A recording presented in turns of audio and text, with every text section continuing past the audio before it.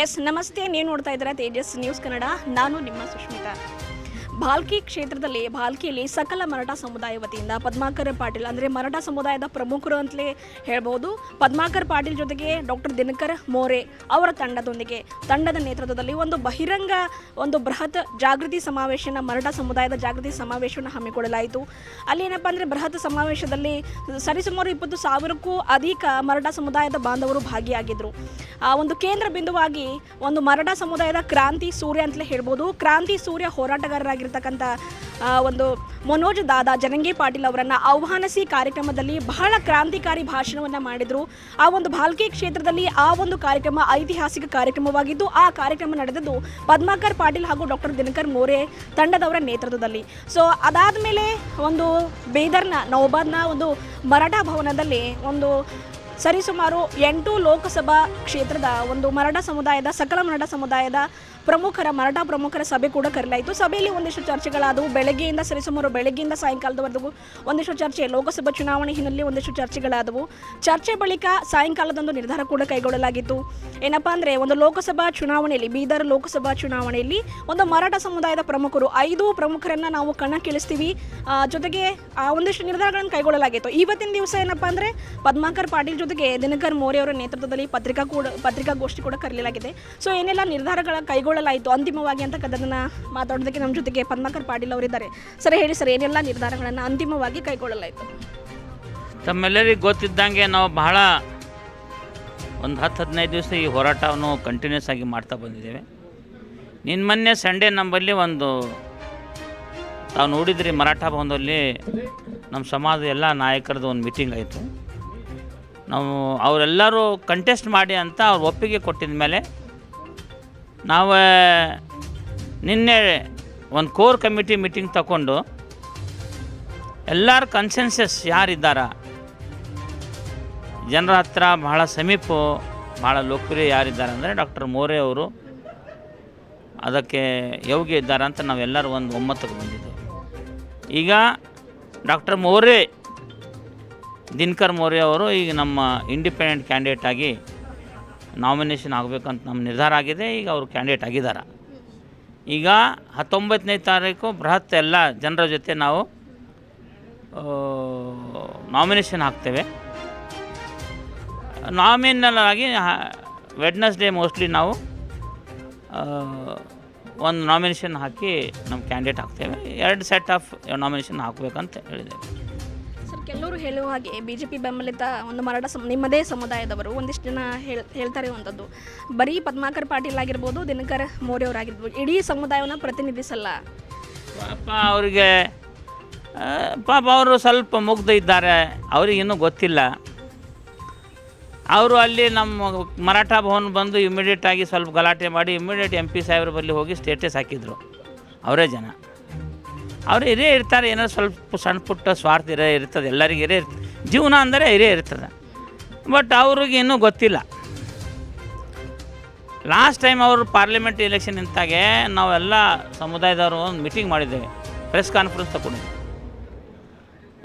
Election code of ಕಂಡಕ್ಟಿಂದ ನಮ್ಮ ಮೇಲೆ case ಹಾಕಿದರು. ನನ್ನ ಮೇಲೆ ದಿಗಂಬರ ಮಾನ್ಕರಿ ಮತ್ತು ಬಾಬುರಾವ್ ಕಾರ್ಬಾರಿ 5 ವರ್ಷ ನಾವು ಪೇಶಿ ತುಳಿದಿದ್ದೇವೆ ಕೋರ್ಟಿಂದು. ಶ್ರೀಮಾನ್ ಭಗವಂತ ಖುಬಾಜಿ ಯಾರು ವಕೀಲಿದ್ದಾರೆ, ಹ್ಯಾಂಗೆ ಮಾಡಬೇಕು, ನಮಗೋಸ್ಕರ, ನಮ್ಮ ನಮಗೋಸ್ಕರ ತಾವು ತಿರುಗ್ತಾ ಇದ್ದೀರಿ, ಏನಪ್ಪ ಅಂತ ಕೇಳಿಲ್ಲ ಪುಣ್ಯಾತ್ಮ. ಈ ಹುಡುಗರಿಗೆ ಗೊತ್ತಿಲ್ಲ, ಹೆಂಗೆ ಸಮಯ ಬರ್ತದೆ ಅವರಿಗೆಲ್ಲ ಗೊತ್ತಾಗ್ತದೆ. ಗೊತ್ತು ಯಾರು ಪದ್ಮಾಕರ್ ಪಾಟೀಲ್ಗೆ ದಿಗಂಬರ ಮಾನ್ಕರ್ ಯಾವ ವ್ಯಕ್ತಿ ನೋಡಿಲ್ಲ ಈ ಸಮರ್ಪಣೆ ಮಾಡಿದವ್ರಿಗೆ. ಇವ್ರು ಏನು ನೋಡ್ತಾರಂತ ಸ್ವಲ್ಪ ಅವರು ತಿಳ್ಕೊಬೇಕು. ಹೊಸೊಬ್ರು ಇದ್ದಾರೆ, ಅವರು ಒಂದು ಫ್ಯೂಚರ್ ಇದೆ. ನಾವು BJP ಜೊತೆ ಭಗವಂತ ಖುಬಾಜ್ ಜೊತೆ ಸ್ವಲ್ಪ ಕಾಣಿಸ್ಕೋಬೇಕು ಅಂತ ಇರ್ತದೆ. ಅವ್ರು ಇದ್ದರು, ಅವ್ರಿಗೆ ಒಂದು ರೋಲ್ ಕೊಟ್ಟಿದ್ದಿದೆ, ನೀವು ಹಿಂಗೆ ಮಾಡಿರಿ ಹಂಗೆ ಮಾಡಿರಿ ಅಂತ. ಪಾಪ ಮಾಡಿದ್ದಾರೆ, ಅವ್ರದ್ದೇನು ತಪ್ಪಿಲ್ಲ. ಅವ್ರವ್ರು ಒಂದು ಎಕ್ಸಿಸ್ಟೆನ್ಸ್ಗೆ ಮಾಡಿರ್ತಾರೆ. ನಮ್ಮ ಹುಡುಗರು ಇದ್ದಾರೆ, ಅವರು ಅಷ್ಟು ಮಾಡಿದರೂ ಸಹ ಅವರು ಓಟ್ ಕೊಡಾರಿ ಡಾಕ್ಟರ್ ಮೋರೆಗೆ. ಈಗ ರಾಷ್ಟ್ರೀಯ ಪಕ್ಷದ ಒಂದು BJP ಪಕ್ಷ ಆಗಿರ್ಬೋದು ಅಥವಾ ಕಾಂಗ್ರೆಸ್ ಪಕ್ಷದ ಅಭ್ಯರ್ಥಿಗಳು ಕಣಕ್ಕಿಳಿದು ಅಲ್ಲಲ್ಲಿ ಗ್ರಾಮಗಳಿಗೆ ಹೋಗಿ ಪ್ರಚಾರ ಮಾಡ್ತಾ ಇದ್ದಾರೆ ಸರ್. ಈಗ ನಿಮಗಿರುವುದು ಕೇವಲ ಒಂದು 20 ದಿವಸ ಇರ್ಬೋದು, ಮೇ ಬಿ 20 ಡೇಸಲ್ಲಿ ಹೇಗೆ ನೀವು ಗ್ರಾಮಕ್ಕೆ ಹೋಗ್ತೀರಿ, ಹೇಗೆ ನೀವು ಮತ ಬಾಂಧವರ ಹತ್ರ ರೀಚ್ ಆಗ್ತೀರಿ, ಹೇಗೆ ಮತಗಳನ್ನು ಕೇಳ್ತೀರಿ ಅನ್ನೋದು ಪ್ರಶ್ನೆ. ನಮ್ಮೆಲ್ಲಕ್ಕಿಂತ ದೊಡ್ಡ ಟೂಲ್ ಇದೆ ತಮ್ಮ ಮುಖಾಂತರ, ಮೀಡಿಯಾ ಮುಖಾಂತರ, ಸೋಷಿಯಲ್ ಮೀಡಿಯಾ ಮುಖಾಂತರ, ಪತ್ರಕರ್ತ ಮುಖಾಂತರ, ಪಾಂಪ್ಲೆಂಟ್ ಮುಖಾಂತರ. ಈ ಟೆಕ್ನಾಲಜಿ, ಡಿಜಿಟಲ್ ಟೆಕ್ನಾಲಜಿ ಬಂದಿದ ಮೇಲೆ ಪಾರ್ಲಿಮೆಂಟ್ ಎಲೆಕ್ಷನಲ್ಲಿ ಯಾರಿಗೂ ಸಾಧ್ಯ ಇಲ್ಲ. ನಾನು ವಿಧಾನಸಭಾ ಕ್ಯಾಂಡಿಡೇಟ್ ಆಗಿದ್ದು 10 ಊರಿಗೆ ನಾವು ಹೋಗೋಕ್ಕಾಗಿಲ್ಲ. ಇದು ಅಂತೂ 2000 ಬೂತ್ಗಳಿದ್ದಾವೆ. ನಿಮ್ಮ ಎಲ್ಲ ಪುಣ್ಯಾತ್ಮ, ನಿಮ್ಮೆಲ್ಲ ಮೀಡಿಯಾದವರು ನಮ್ಗೆ ಅಲ್ಲಿ ತನಕ ಹೋಗಬೇಕು ಅಂತ ನಮ್ಗೆ ಆಸೆ ಇದೆ. ಎಲ್ಲರೂ ಇದರಿಂದ ಹೋಗ್ತಾರೆ. ಯಾರು ನ್ಯಾಷನಲ್ ಪಾರ್ಟಿದವರು ಹೋಗ್ಲಿಕ್ಕಾಗಾರ ಅವ್ರು ಜಿಲ್ಲಾ ಪಂಚಾಯತ್ ಕ್ಷೇತ್ರಕ್ಕೆ ಹೋಗ್ತಾರೆ, ಅಲ್ಲಿ ಹೋಗಿ ಬರ್ತಾರೆ. ನಾವು ಎಲ್ಲ ಜಿಲ್ಲಾ ಪಂಚಾಯತ್ ಕ್ಷೇತ್ರವಾರ ಹೋಗಿ ಎಲ್ಲ ತಾಲೂಕಾ ಮಂಡಲವಾಗಿ ಹೋಗಿ ನಮ್ಮ ಕ್ಯಾಂಡಿಡೇಟ್ ಮಾಡ್ತೇವೆ. ನಮ್ಮೆಲ್ಲ ಕಾರ್ಯಕರ್ತ, ಒಂದು ಸಮಾಜ, ಒಂದು ಪ್ರಮುಖರೆಲ್ಲ ಇದ್ದಾರೆ. ಊರಿಗೆ ಹೋಗಿ ಅವರೆಲ್ಲ ಪ್ರಚಾರವನ್ನು ಮಾಡ್ತಾರೆ. ಮತ್ತು ಎಲ್ಲರಿಗಿಂತ ದೊಡ್ಡ ಈ ಪ್ರತಿಯೊಂದು ವ್ಯಕ್ತಿಯವ್ರ ಮನೆಯಲ್ಲಿ ಒಬ್ಬ ಸಣ್ಣ ಇರಲಿ, ಒಬ್ಬ ಹುಡುಗ ಇರಲಿ, ಅಕ್ಕದರಿದ್ದಾರೆ, ತಾಯಿದಾರಿದ್ದಾರೆ, ಅವರೆಲ್ಲ ಹತ್ರ ಮೊಬೈಲ್ ಇದೆ. ಈಗ ಅವ್ರಿಗೆ ಗೊತ್ತಿದೆ ಯಾರು ಏನು ಮಾಡ್ತಾಯಿದ್ದಾರೆ ಅಂಬೋದು. ಇವ್ರೇನು ಮಾಡ್ತಾರ, ಇವ್ರು ಬಂದು ಏನು ಯಾರೇನು ಹೇಳ್ತಾರೆ, ಎಲ್ಲರೂ ಈ ಮೀಡಿಯಾದಿಂದೇ ನಾವು ಹೋಗಬೇಕು. Media is the best tool to reach the people. ಈಗ ಕಾಂಗ್ರೆಸ್ ಪಕ್ಷ ಅಂದ ತಕ್ಷಣ ಅವರಿಗೆ ಹಿಂದುಳಿದ ಸಮುದಾಯದ ಬೆಂಬಲ ಇದೆ ಅಂತ ಹೆಸರುವಾಸಿಯಾಗಿದೆ. BJP ಪಕ್ಷ ಅಂತ ಮರಾಠ ಸಮುದಾಯ ಇರ್ಬೋದು, ಲಿಂಗಾಯತ ಸಮಾಜ ಮತ್ತು ಇನ್ನಿತರ ಸಮುದಾಯ. ಈಗ ನೀವೇ ಹೇಳಿದ ಹಾಗೆ ಭಾಲ್ಕಿ ಒಂದು ಸಭೆಯಲ್ಲಿ, ಬಹಿರಂಗ ಸಭೆಯಲ್ಲಿ ಒಂದು ಉಲ್ಲೇಖ ಆಗಿತ್ತು, ಸರಿಸುಮಾರು 3 ಲಕ್ಷ ಪಾಪ್ಯುಲೇಷನ್ ಇದೆ ಮರಾಠ ಸಮುದಾಯದ. ಸೊ ನೀವು ಗೆಲ್ಲಲಿಕ್ಕೆ ಯಾವೆಲ್ಲ ಒಂದು ತಂತ್ರಾಂಶಗಳನ್ನು, ಹೇಗೆ ಮತಬಾಂಧವರನ್ನು ಸೆಳೀತಾ ಇದ್ದಾರೆ? ಬರೀ ಮರಾಠ ಸಮುದಾಯದ ಮತಗಳಿಂದ ಮಾತ್ರ ನೀವೆಲ್ಲ ಗೆಲ್ಲಲಿಕ್ಕೆ ಸಾಧ್ಯ ಇಲ್ಲ. ಸೊ ಹೆಂಗೆ ಅಂತ ತಮ್ಮ ಮುಖಾಂತರ ನಾನು ಈ ಬೀದರ್ ಜಿಲ್ಲೆಯಲ್ಲಿ ಇರ್ತಕ್ಕಂಥ ಎಲ್ಲ ಬಹುಜನ ಜನ ಏನಿದ್ದಾರೆ ಅವರಿಗೆ ನಾನು ಆಲ್ರೆಡಿ ಅರಿವು ಆಗಿದೆ. ಅವ್ರಿಗೆ ಒಂದು ವಿನಂತಿ ಮಾಡ್ತೀನಿ. ಇವ್ರು ಏನು ರಾಷ್ಟ್ರೀಯ ಪಕ್ಷದವರು ಅವ್ರು ಮಕ್ತೆದಾರಿ ಅಂತ ತಿಳ್ಕೊಂಡಿದ್ರಲ್ಲ, ಮರಾಠ ಸಮಾಜದವರು BJP ಕೊಡ್ತಾರೆ, ಮುಸಲ್ಮಾನರು, ದಲಿತರು ಕಾಂಗ್ರೆಸ್ ಕೊಡ್ತಾರೆ ಅಂತ ಎಲ್ಲಿ ಇದ್ದಾರೆ ರೀ? ಯಾವ ಪಕ್ಷದಲ್ಲಿ ಯಾರಿಗೇನು ಜನಪ್ರತಿನಿಧಿತ್ವ ಕೊಡ್ತಾ ಇದ್ದಾರೆ?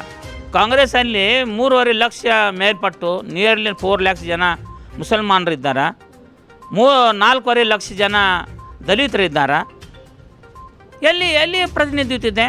ಕಾಂಗ್ರೆಸ್ ನನ್ನ ಅಪ್ಪ, ಕಾಕ, ತಂದೆ, ಮೊಮ್ಮಗ ಅವ್ರ ಮನೆಗೆ ಪಕ್ಷ ಇರಬೇಕಾ? ಅಲ್ಲೇ ಇವು ಜನ 8 ಲಕ್ಷ ಜನ, 10 ಲಕ್ಷ ಜನ ನೀವು ಕಣ್ಮುಚ್ಚಿ ಸಪೋರ್ಟ್ ಮಾಡ್ತಾರೆ ಕಾಂಗ್ರೆಸ್ ಪಾರ್ಟಿಗೆ. ಆ 8-10 ಜನರಿಗೆ ನೀವು ಸಿಂಗಲ್ ಮನುಷ್ಯ ಸಿಗಲಿಲ್ಲ. ಏನು ಮಾತಾಡ್ತಾರೋ? ಏನು ಸಾಮಾಜಿಕ ನ್ಯಾಯ ಇದೆ ಅವ್ರ ಹತ್ರ? ಈಗ ನಿಮ್ಮ ಮರಾಠ ಸಮುದಾಯದ ಕೆಲವರು ನಿಮ್ಮಿಂದ ಅಸಮಾಧಾನರಾಗಿದ್ದಾರೆ, ಅವ್ರಿಗೆ ಯಾವ ರೀತಿ ಕನ್ವಿನ್ಸ್ ಮಾಡ್ತಾರೆ? ನಾವು ಎಲ್ಲರ ಜೊತೆ ಹೋಗಿ ಅವ್ರ ಮನೆಗೆ ಹೋಗ್ತೇವೆ, ಕೈ ಜೋಡಿಸ್ತೇವೆ, ಅವ್ರ ಕಾಲು ಬೀಳ್ತೇವೆ. ಒಂದು ವ್ಯಕ್ತಿಗೆ ನಾವು ನಿಂದಿರ್ಸಿದ್ದೇವೆ, ನಮ್ಮ ಸಮಾಜ ಸ್ವಾಭಿಮಾನ ಸಲ್ಲಕ್ಕೆ ಬರ್ರಿ ಅಪ್ಪ, ನೀವು ಸಣ್ಣ ಪುಟ್ಟ ಕೆಲಸ ಸಲ್ಯಾಕೆ ನೀವು ಅಲ್ಲಿ ಯಾರು ಜೈ ಹೊಡಿಲಾಕೆ ಹೋಗಬೇಡ್ರಿ. ಅವರಿಗೆಲ್ಲ ಕೈ ಮುಗ್ದು ಹೇಳ್ತೀನಿ, ಈಗೂ ಹೇಳ್ತೀನಿ. ನಮ್ಮವರು ಇದ್ದಾರೆ, ಅವ್ರು ಏನೋ ಸ್ವಲ್ಪ ಇರ್ತದೆ, ಅವ್ರವ್ರು ಒಂದು ಆಸೆ ಆಕಾಂಕ್ಷೆಗಳು ಇರ್ತಾವೆ. ಅವ್ರು ಏನೋ ಮಾಡಲ್ಲ, ನನಗೆ ಗೊತ್ತಿದೆ. ನಾನು 25 ವರ್ಷದಿಂದ ಇಲ್ಲಿ ಹೋರಾಟ ಮಾಡಿದ್ದೀನಿ. ಅವ್ರಿಗೆ ಯಾರಿಗೆ ಏನು ಮಾಡ್ತಾರೆ ಅಂಬೋದು ಗೊತ್ತು. ಸುಮ್ಮನೆ ಅವ್ರ ದರ್ವಾಜಿಗೆ ಹೋಗಿ ನಮಸ್ಕಾರ ಮಾಡಿದ್ರೆ ಯಾವತ್ತವರೆಗೆ ನಮ್ಮ ಶಕ್ತಿ ನಾವು ತೋರೋದಿಲ್ಲ. ಅವರಿಗೆ ನೀವು ಯಾವ ಪಕ್ಷ ನಿಮಗೇನು ಮಾಡೋದಿಲ್ಲ. ನಮ್ಮ ಶಕ್ತಿ ಪ್ರದರ್ಶನ ಆಗಬೇಕು, ನಾವು ಗೆಲ್ಲೇಬೇಕು. ಜನ ನಮ್ಮ ಜೊತೆ ಇದ್ದಾರೆ. ಪೂರಾ ಧನ್ಗರ್, ಕೋಳಿ, ಮಾಳಿ, ಮುಸಲ್ಮಾನ್, ರಡ್ಡಿ, ತೇಲಿ, ತಾಂಬೋಳಿ, ಕುಂಬಾರ್, ಚಾಂಬಾರ್, ಸೋಹಾರ್, ಸುವಾದ್ ಹರ್ ಜಮಾತ್ ನಮ್ಮ ಸಂಗಟಿದೆ. 18 ಪಗಡ್ 12 ಬಲುತಿದಾರ್, 18 ಅಲುತಿದಾರೋं की ಸಂಖ್ಯೆ हमारे साथ में है.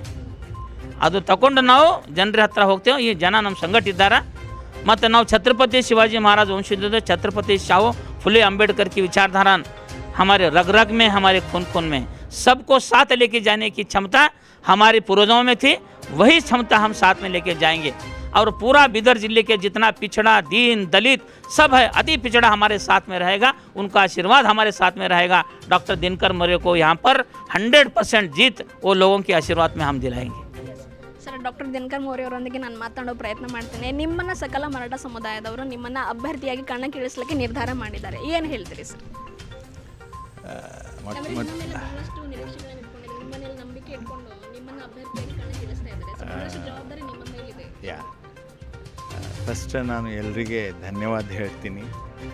ಕಾನ್ಸೆನ್ಸಸ್ ಕ್ಯಾಂಡಿಡೇಟ್ ಅಂತ ನನಗೆ ಅವರು ಚುನಾವಣೆ ನಡೆಸ್ಕೊಂಡು ಹೋಗಬೇಕಂತ ಭಾಳ ದೊಡ್ಡ ಜಿಮ್ಮೆದಾರಿ ಇದೆ ಇದು.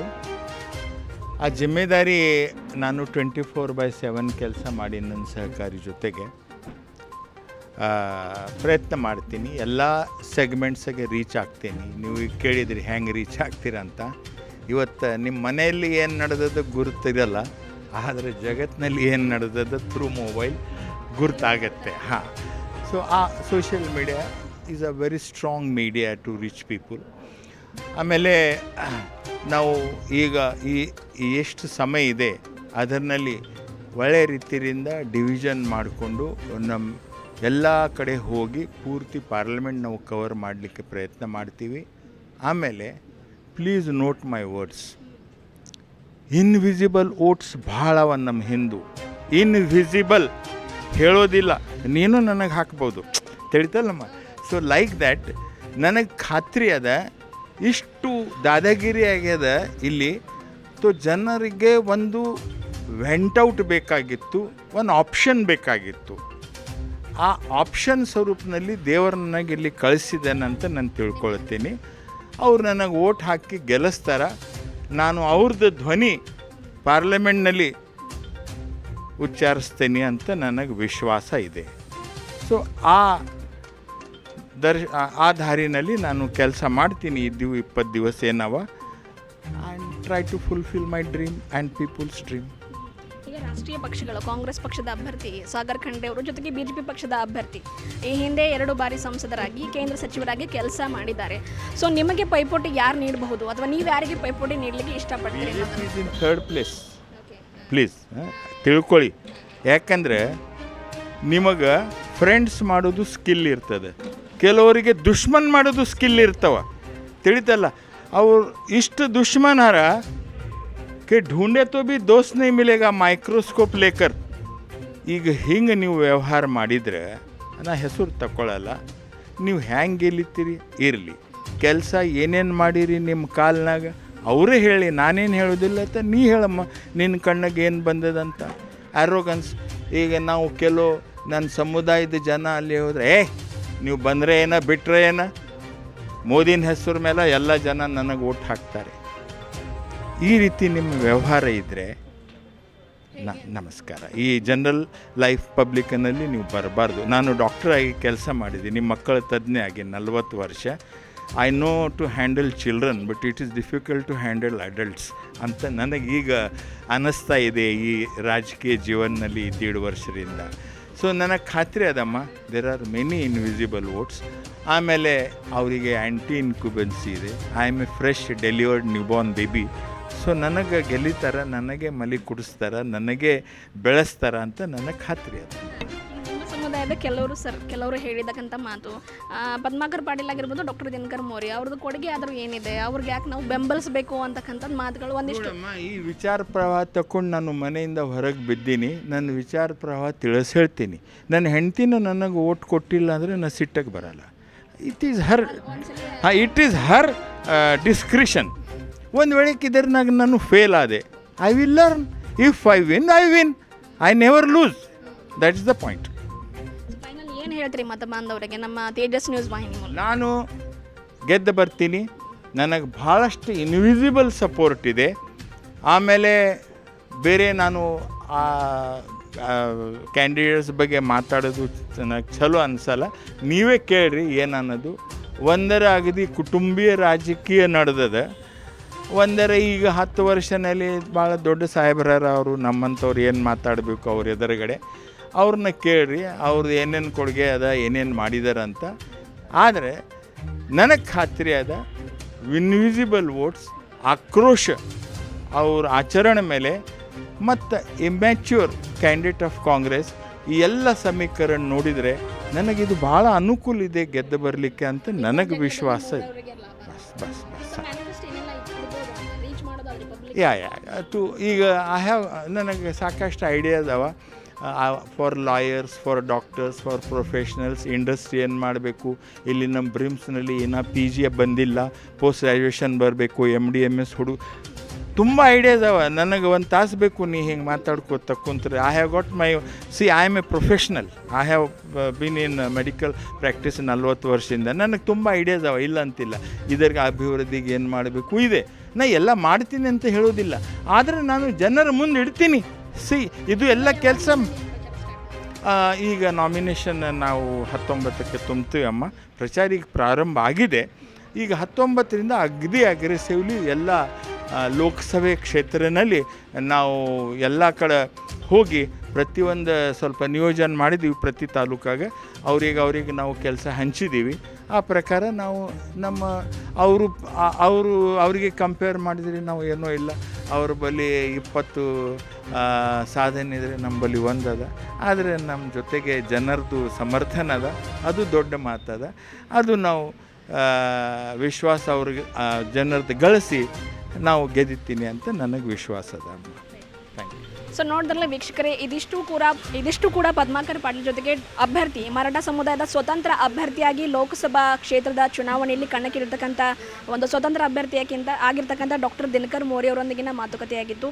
ಲೋಕಸಭೆ ಚುನಾವಣೆಯಲ್ಲಿ ಒಂದು ಹೊಸ ಮುಖ, ಕಾಂಗ್ರೆಸ್ ಪಕ್ಷದ ಅಭ್ಯರ್ಥಿ, ಹೊಸ ಮುಖ, ಯುವ ಪ್ರತಿಭೆ, ಜೊತೆಗೆ ಒಂದು ಈ ಹಿಂದೆ 2 ಅವಧಿಗೆ ಸಂಸದರಾಗಿ ಮತ್ತು ಕೇಂದ್ರ ಸಚಿವರಾಗಿ ಬಹಳ ಅನುಭವಿಯನ್ನು ಹೊಂದಿರತಕ್ಕಂಥ ಬಿಜೆಪಿ ಪಕ್ಷದ ಅಭ್ಯರ್ಥಿ ಭಗವಂತ್ ಖೂಬಾ, ಇವರಿಬ್ಬರ ಮಧ್ಯೆ ಒಬ್ಬ ಮೂರನೇ ಸ್ವತಂತ್ರ ಅಭ್ಯರ್ಥಿಯಾಗಿ ಡಾಕ್ಟರ್ ದಿನಕರ್ ಮೋರಿ ಅವರನ್ನು ಕೂಡ ಸಕಲ ಮರಾಠ ಸಮುದಾಯದವರು ಕಣಕ್ಕಿಳಿಸ್ತಾ ಇದ್ದಾರೆ. ಸೊ ನಾನೇನಪ್ಪ ಅಂದರೆ ಗ್ರಾಮಕ್ಕೆ ಹೋಗ್ತೀವಿ. ಇವತ್ತಿಂದ ಆಯಾ ಒಂದು 8 ಲೋಕಸಭಾ ಕ್ಷೇತ್ರದಲ್ಲಿ ನಮ್ಮದೇ ಆದ ಒಂದು ತಂಡವನ್ನು ರಚನೆ ಮಾಡಿದ್ದೇವೆ. ಅವರೆಲ್ಲ ಹೋಗಿ ಪ್ರಚಾರ ಮಾಡ್ತಾರೆ, ಮನೆಗೆ ಹೋಗ್ತಾರೆ. ಜೊತೆಗೆ ಅತಿ ಮುಖ್ಯವಾಗಿ ಸೋಷಿಯಲ್ ಮೀಡಿಯಾ ಆಗಿರ್ಬೋದು, ಮೀಡಿಯಾ ಮೂಲಕ ನಾವುಗಳು ಕೂಡ ಜನರಿಗೆ ತಲುಪ್ತೀವಿ ಅಂತಕ್ಕಂಥ ಒಂದು ಅಭಿಪ್ರಾಯವನ್ನು ಈಗಾಗಲೇ ಒಂದು ಪದ್ಮಾಕರ್ ಪಾಟೀಲ್ ಅವರು, ಡಾಕ್ಟರ್ ದಿನಕರ್ ಮೋರಿ ಅವರು ವ್ಯಕ್ತಪಡಿಸಿದ್ದಾರೆ. ಜೊತೆಗೆ ಬಹಳಷ್ಟು ದೊಡ್ಡ ವಿಷನ್ಗಳನ್ನು ನಾವು ಹೊಂದಿದ್ದೇವೆ. ಮುಖ್ಯವಾಗಿ ಬ್ರಿಮ್ಸ್ ಆಸ್ಪತ್ರೆ ಆಗಿರ್ಬೋದು ಮತ್ತು ಇನ್ನಿತರೆ ವಿಷನ್ಗಳನ್ನು ನಾವುಗಳು ಹೊಂದಿದ್ದೇವೆ. ಸೊ ಎಲ್ಲ ಮ್ಯಾನಿಫೆಸ್ಟೋಗಳನ್ನು ಜನರ ಮುಂದಿಡ್ತೇವೆ, ನಾವು ಕೂಡ ಮತ ಪ್ರಚಾರ ಮಾಡ್ತೇವೆ. ಜೊತೆಗೆ ದಿನಾಂಕ 19ರಂದು ಒಂದು ಸ್ವತಂತ್ರ ಅಭ್ಯರ್ಥಿಯಾಗಿ ಡಾಕ್ಟರ್ ದಿನಕರ್ ಮೋರೆ ಅವರು ಒಂದು ನಾಮಿನೇಷನ್ ಕೂಡ ಫೈಲ್ ಮಾಡಲಿದ್ದಾರೆ. ಸೊ ಇದಿಷ್ಟು ಕೂಡ ಪದ್ಮಾಕರ್ ಪಾಟೀಲ್ ಜೊತೆಗೆ ಡಾಕ್ಟರ್ ದಿನಕರ್ ಮೋರೆ ಅವರೊಂದಿಗಿನ ಮಾತುಕತೆ ಆಗಿತ್ತು. ಇದಿಷ್ಟು ನಾನು ಸುಷ್ಮಿತಾ, ತೇಜಸ್ ನ್ಯೂಸ್ನ. ಧನ್ಯವಾದ.